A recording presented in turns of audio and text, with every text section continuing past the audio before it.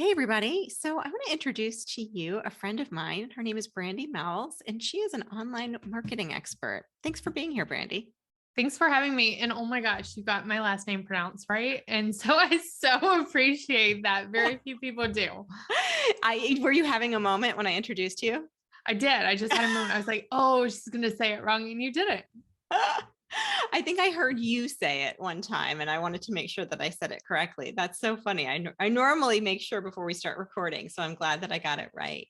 And you and I have known each other from different circles over the years. Like, remember Clubhouse? I think we used to hang out in Clubhouse Yes. from time to time, like when we all did that back in the day, Oh right? my gosh, it was so time consuming. But yes, we were on Clubhouse all the time. And that's when I got to hear how amazing you were. Oh, well, likewise. And it was funny too, because I think we were all on there for like a hot minute. And Yep. then we made really nice connections, but then we were like, oh my gosh, this is taking a lot of time and ended up Yes. Yes. bailing on it at the same time. That was so funny. So you really help agency service providers for the most part grow their businesses. Is that right?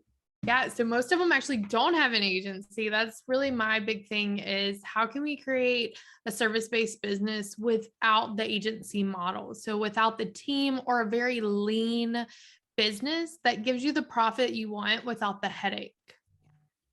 That's awesome. And so like, how did you get started on that? Were you a one-on-one service provider and then started to grow your business that way?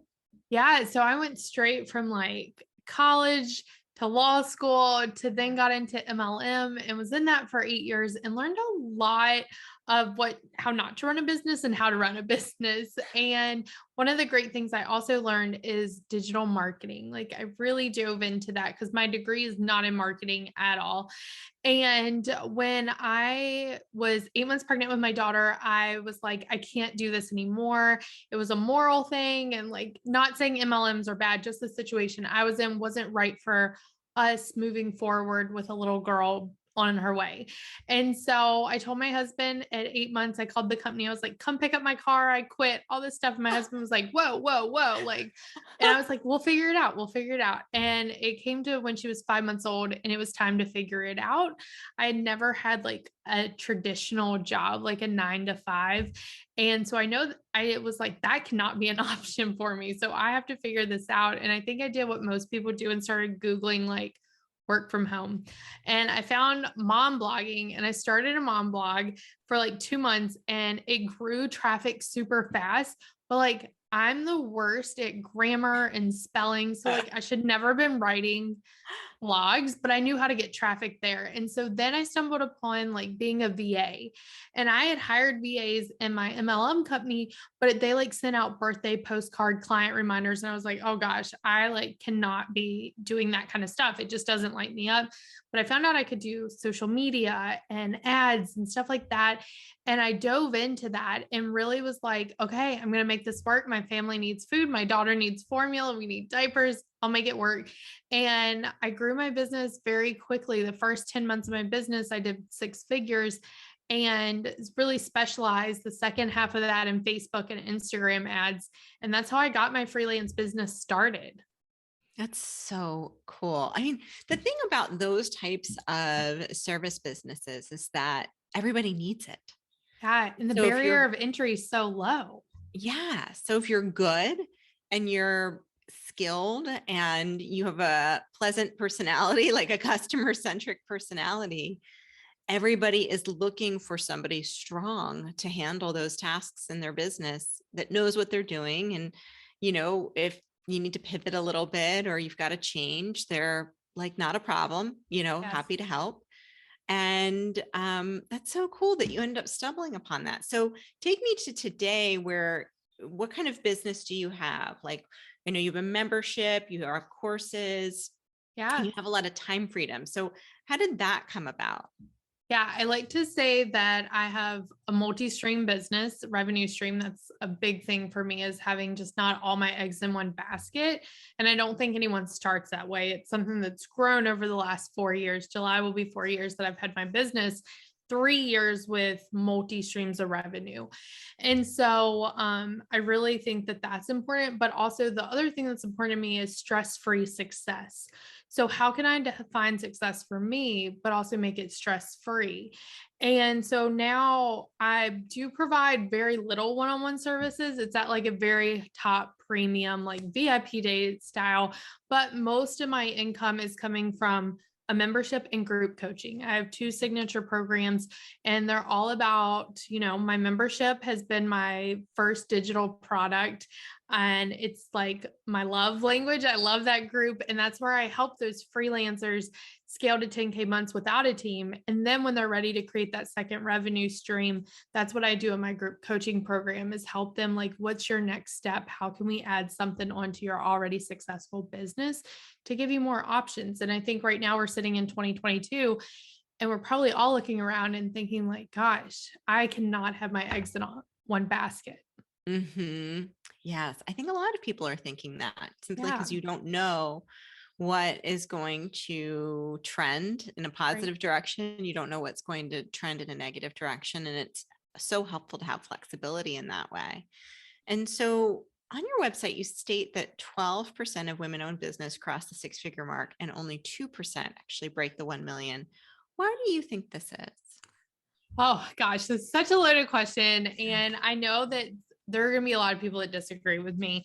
I think one of the things that has really contributed to this is society in general, especially in the US, how we view women. It's crazy because over 7.5 million people in the US have more than one job. So a main job, side hustle, maybe two full-time jobs, and the majority of them are women. But also, our society says that women have to be the primary caregiver. Mhm. So now you're adding on most women in the US are carrying three jobs, and we all have the same amount of time. And we all have these really high expectations of what our life should look like, this work life Right. balance, which, whatever that means for whoever invented that. And I think that we set women up to fail because no one can manage that. And if you do manage it for a little bit, it's not sustainable in a way that you can't be 100% in three different things. And so I think part of it is that as women, we just have way more responsibility. I also think as women, we don't ask for help as much as men do. And men aren't like, as we see as society, but they'll go out and say, hey, will you be a JV partner for me? I mean, we can look in the online space, which I love. And I'm never one to like say the online space is a horrible place. But if we look around and we see like who are the top JVs that are going, it's usually men helping other men. And I think that it's because they're more likely to ask for help. And as Mm. women, we struggle to ask for help, but then we want to keep our plate so full and we expect to do so much in such a little bit of time instead of thinking like, what's the big picture here? What can I sustain over a long period of time? So that's like my very short response to a very big question. Yeah. And I hope it's okay if I ask, have you broken the seven-figure mark in your business? Yeah. So it was 2020. So my second year in business, and we did 1.2 million in revenue and ran it 58% profitability, which I think is more empowering than just the revenue number. I could Yes. care less what our revenue number is.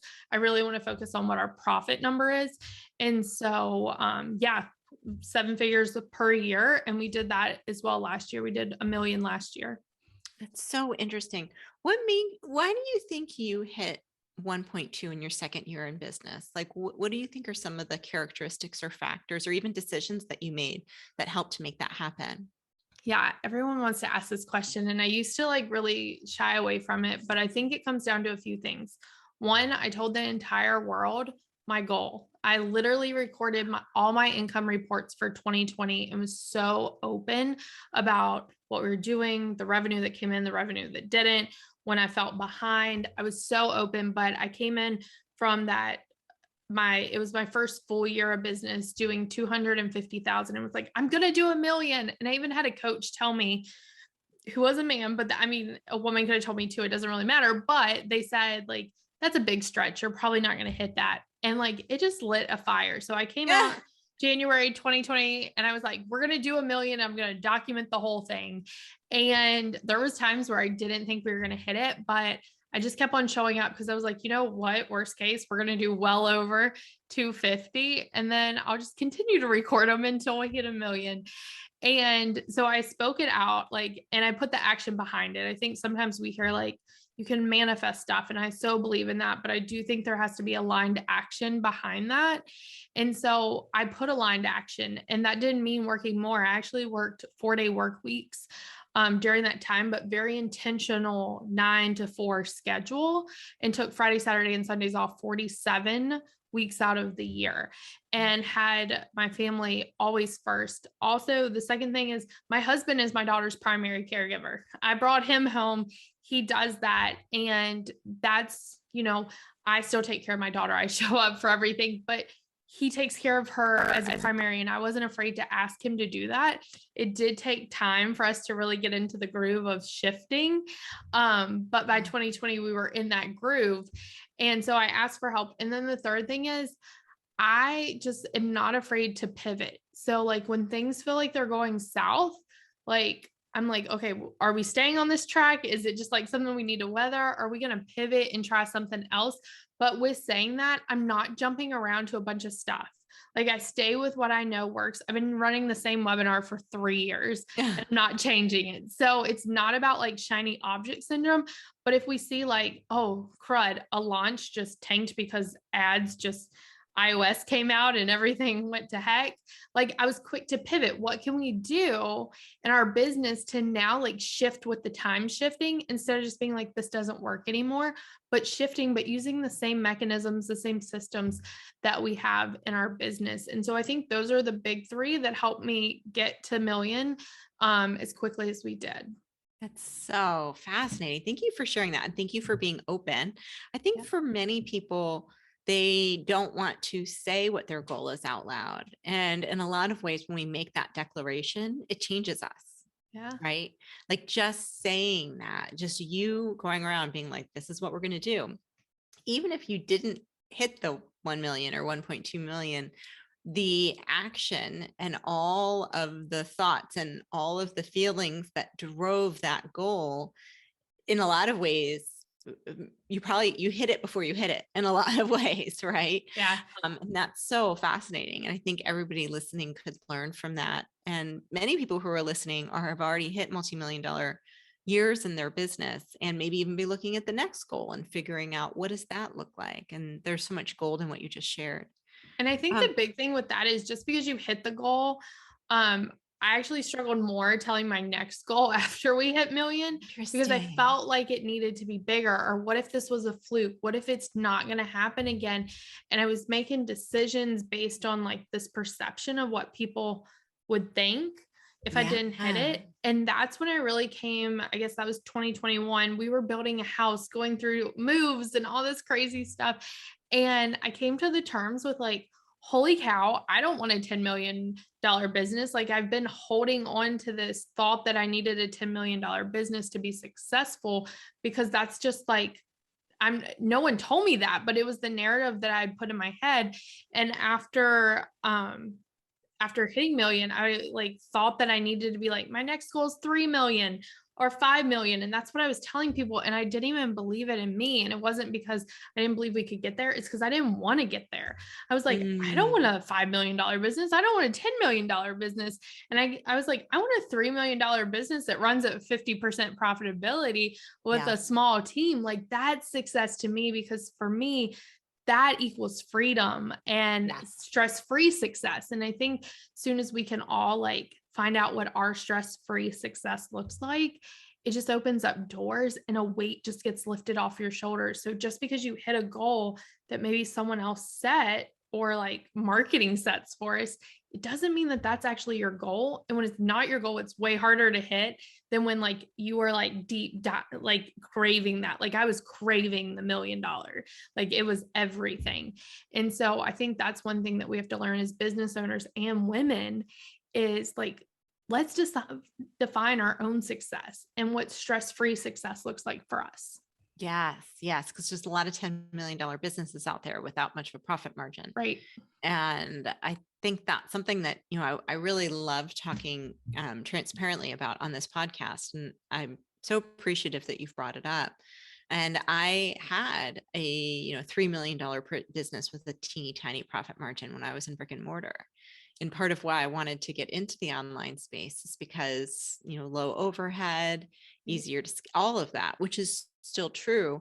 But I think sometimes we forget to take advantage of the fact that, 58% profit margins are possible in this business. Yeah, And absolutely. they don't exist in most businesses. In restaurants, if you're 9%, you're like killing it. Yep. So, I think it's so important for people to be mindful of that opportunity and to take that into consideration when they determine what their growth goals are. Absolutely. So when we're thinking about these multiple streams of income, this is a really interesting topic. I had a mutual friend of ours actually say to me recently, I need more streams of income. And I challenged her a little bit because she has a lot going on. So I was like, do you have time for that? Is that the best path right now? Do you need more passive streams of income versus semi-active, like courses or memberships? But I'm wondering, how do you view that multiple streams of income? So you've got your membership, you have your courses. What are some of do you have other things going on? Or like, how do people start that process when they start having that feeling of like, particularly someone who's the breadwinner, like yourself, or like our mutual friend, like there can be a little bit of panic that sets in too, of like, well, what if this goes to crap? And you don't want to be reactive. And at the same time, you want to be smart. So like, how do you navigate all of that? I think it all starts with I always like to look at it with you can't go in and try to focus on two things. Like, let's start with one and get it to success, whatever that success looks like. So I always like to break it down. What's your revenue goal? And not just revenue goal, but what's going to be your profit goal? Because then we have to take taxes and all that. The average, according to Business Insider, the average, and I would say this is more now, this was 2021, is the average living necessary expenses in the US is $67,690. That's the average. The lowest, which I thought would be way lower, is $58,321, and that's in Mississippi. So the chances are we're all hovering around this like $65,000 we have to make to live. And yeah, if you have two household incomes, that changes. But if we're talking about one, we have to think, okay, a 6-figure business and taxes, and if you have a lot of expenses, like you're not going to hit that. And so it's something to consider, like what's your profit, your take home, like what do you want to take home at the end of the day? Goal. Okay, great. What's the best path for you right now? So if you're a one-on-one freelancer, which is who I usually start working with, what do we need to get you to so that your business is running where you can still add on something else? You're not completely tapped out, but the fact that you're also making amount that's super comfortable for you and your family. And so that comes down to pricing and everything. And once you get to there, it's like, okay, you're not completely tapped out, because if you're tapped out, like it's going to be hard to add something else. You're going to have to let some clients go, something like that, hire, whatever it may be. So then when we get to that sweet spot where you're making enough money, where you're comfortable, but you also have this like wiggle room, that's when I say, okay, now let's decide what is your second revenue stream. And we decide it based on your goals. Is that group coaching, which is usually higher ticket, but less people? Is it a course? Is it a membership? Is it low ticket? And I call it your deliverability sweet spot, but we choose like what's going to serve the people you want to serve, what's going to serve like your lifestyle, and where those meet, that's like your deliverability sweet spot. And that's going to be different for everyone. But I think it's really important that you have one lockdown and before you start the second one. And then people want to like start membership course and all this stuff. And they're like, Brandi, you did it. But I didn't focus on a course until we had the membership at over 6 figures. It just happened that it was 6 months that happened. And that's when we added on another one. Once that one was running pretty much on its own with my small team handling it, then it was like, okay, now how can we serve our clients at the next level? And then we got that one turning. And once that one was just like running on its own, then it was like, okay, now I have room for a group coaching program that lights me up. And I love the more connection, but weekly coaching calls may not be for everyone. Or maybe you don't want to pass, like, I don't call anything passive, but a more leverage program. Maybe you want to take more one-on-one clients, but you want an agency model. And so I think it's so like dependent on the person, their goals, their lifestyle goals. But so many times we're just making quick decisions because that's what the marketing says, instead of sitting down and being like, what is my deliverability sweet spot? Is it like, do I want to be completely hands off? Do I want to have more interaction with people? And what fits my lifestyle? So many times we just focus on what fits the revenue, but ultimately, like, what fits your lifestyle that you want, what lights you up? Because, like I said, a $10 million business with a whole bunch of team members and small profits does not light me up. I'd probably Right. hide under the bed if that was my business model. But having two people on my team running $1 million a year business, high profit margins, and like taking off 2 weeks of June to go to the Keys and travel and just be with my daughter, or taking every Tuesday off because I want to, that lights me up, but that may not light someone else up. And so Right. it needs to be so dependent on you. But I do think it's important that we have multiple revenue streams, but adding those on one at a time until they're running really solid, like a well-oiled machine. And then we can take a look at, what does it look like? Maybe next it's investing in stocks. Maybe it's taking on real estate. It doesn't have to be just in the online space. Yeah. It's so cool. It's something I've been thinking about recently as well. High profit margin, $3 million business with Yes. some, really good investments is probably a great sweet spot, for many, Yeah. many people. So you've shared so many nuggets of wisdom today. I'm so appreciative. And if people listen to you and it resonated with them, or they had questions, or they just want to learn more about what it is that you offer, what's the best way for them to get in touch with you?